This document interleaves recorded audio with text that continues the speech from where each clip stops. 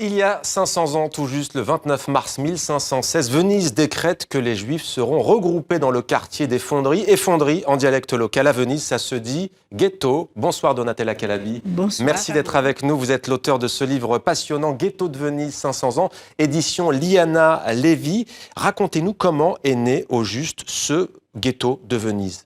Alors, ce ghetto de Venise est né le 29 mars 1516 suite à un décret du Sénat qui décide que les Juifs, depuis cette date, en effet quelques mois après, doivent habiter unis dans une cour de maison à Canaleggio, qui est un quartier de Venise, et qu'ils ne peuvent plus être dispersés dans la ville.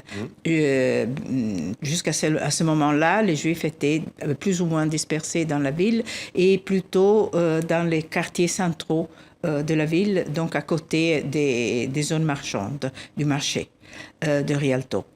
Il faut tenir compte que quand le ghetto a été institué, quand même, les premières décennies du XVIe siècle, la République de Venise avait en effet une stratégie par rapport aux étrangers en général, et j'ai la tendance à considérer les Juifs parmi les autres étrangers, une stratégie qui voulait que les étrangers soient accueillis, surveillés, contrôlés, qu'il y ait des possibilités de survie agréables, relativement agréables, donc avec la possibilité de suivre leurs habitudes, qui veut dire les habitudes culturelles, économiques, les coutumes, les habitudes alimentaires. Combien sont-ils, Donatella Calabi, les Juifs, à ce moment-là, au début? À ce moment-là, ils sont 700.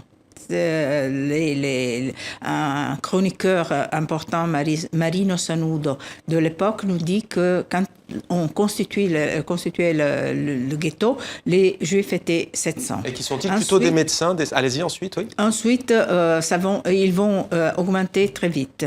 Donc, au bout de 100 ans, plus ou moins, il devient certainement entre 3000 et 5000. Probablement, dans le XVIIe siècle, ils étaient autour de 5000 sur une population de 120 000 habitants. Alors, il y a des médecins, notamment, qui jouent un rôle éminent. Les métiers, autorisés étaient surtout le prêtre sur gage, et c'est la raison pour laquelle Venise choisit d'avoir les Juifs à Venise, de garder les Juifs à Venise, de déléguer aux Juifs l'activité de prêtre sur gage, qui était importante pour une ville commerciale comme Venise. Mais il y avait des médecins, et les médecins, c'était les seuls qui avaient la possibilité de sortir du ghetto pendant la nuit. Les autres étaient enfermés pendant la nuit, depuis de minuit à 6 heures, donc au son de la cloche de Saint-Marc. Ce qui frappe dans votre livre, c'est que pendant 500 ans, avant l'abolition du ghetto, ils vont s'adapter, en fait, les Juifs. Absolument. Je crois qu'ils vont s'adapter et vivre relativement bien. Ça dépend des périodes. Il y a des périodes plus strictes, plus rigides ou moins rigides. Mais après tout, Venise est considérée un endroit où on a envie pour les Juifs d'y aller. C'est-à-dire, c'est un endroit de ségrégation. Il ne faut pas, ne pas penser ça. Mais en même temps, c'est un endroit de sécurité. Ils étaient relativement tranquilles, ils pouvaient garder leurs habitudes et surtout, il faut tenir compte que les Juifs étaient plusieurs communautés très différentes entre elles. On parle notamment des séfarades. Séfarades, des Ashkénazes, des gens qui venaient de l'Allemagne au début, ensuite des gens qui venaient de l'Espagne ou du Portugal, et ensuite encore avec le troisième ghetto. Parce qu'ils sont jugés indésirables ailleurs, aussi. Certainement. Mais on parle du ghetto de Venise. En effet, on devrait parler de 3 ghettos différents. Il y a des extensions du ghetto et des extensions dues aux communautés différentes qui arrivent. Des vagues migratoires, véritables vagues migratoires. Il y a par exemple le ghetto Nuovo. On voit d'ailleurs dans votre livre comment à ce moment-là naissent ces immeubles qui sont construits en hauteur. Il y a un plan de coupe notamment où on voit les immeubles, les familles avec les noms. Je disais 500 ans, c'est 300 ans. Il y a 500 ans, mais durant 300 ans, ces Juifs vont vivre dans ce ghetto.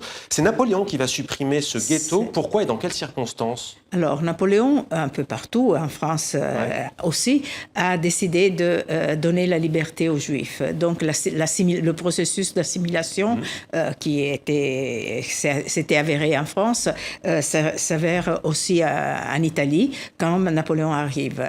Il arrive à Venise en 1597 et à ce moment-là, la première décision a été la libération des Juifs, c'est-à-dire l'ouverture des portes du ghetto. Les portes vont être brûlées au milieu de la place du Ghetto Nuovo et ils vont ériger un arbre de la liberté qui est donc un symbole fort. Il y a des discours de la part des Vénitiens, des gens qui étaient liés, des magistrats vénitiens, mais des discours aussi de la part de quelques Juifs importants qui arrivent à parler un dialecte vénitien. C'est à nouveau un geste très efficace, très, très fort pour donner l'impression qu'il y a vraiment un effort d'assimilation. Alors c'est un document historique bien sûr, mais vous nous invitez aussi, Donatella Calabi, dans cet ouvrage, 500 ans après, à repenser ce mot ghetto. Vous l'avez dit tout à l'heure, c'est un terme qui est souvent associé à la ségrégation à juste titre. Aujourd'hui encore, on l'utilise d'ailleurs dans les quartiers pauvres pour dire que c'est un ghetto, pour dire que c'est des personnes qui vivent dans des conditions difficiles. Pourquoi selon vous est-ce important de le repenser ce mot ? Je pense qu'aujourd'hui, en Europe, mais pas seulement en Europe, on a plein de murs et de fils de fer barbelés. L'idée du ghetto, le mot ghetto d'abord, est utilisé partout et dans des situations géographiques, économiques, politiques tout à fait différentes. Donc, on a l'intérêt à réfléchir un peu sur qu'est-ce que veut dire le ghetto aujourd'hui. Dans le cas vénitien, la ségrégation était là, certainement. Mais en même temps, il y avait une vie de quartier, de la petite ville dans la ville, dans laquelle les échanges culturels étaient très, très importants. Et moi, j'ai la tendance à dire que cet échange culturel a été la raison pour laquelle le ghetto a été si importante pour soi-même, pour les Juifs qui habitaient, pour les relations entre Juifs et tout l'ensemble de la ville, pour les Juifs et le bassin méditerranéen, pour les Juifs et l'Europe. En effet, l'impression qu'on a est que dans le cas du ghetto de Venise, on est dans une situation tout à fait différente de Varsovie. Oui, du ghetto de Varsovie. Alors Donatella Calabi, on va terminer, si vous le voulez bien, avec cette exposition dont vous êtes la commissaire, qui va se tenir à partir du mois de juin, dans un peu moins de 2 mois et jusqu'au mois de novembre. Que pourra-t-on voir en quelques mots dans cette exposition ? Dans cette exposition, donc l'exposition est une exposition artistique, documentaire et historique. Donc il y aura des peintures même très importantes, qui ne racontent pas l'histoire du ghetto en tel quel, mais l'histoire de Venise cosmopolite.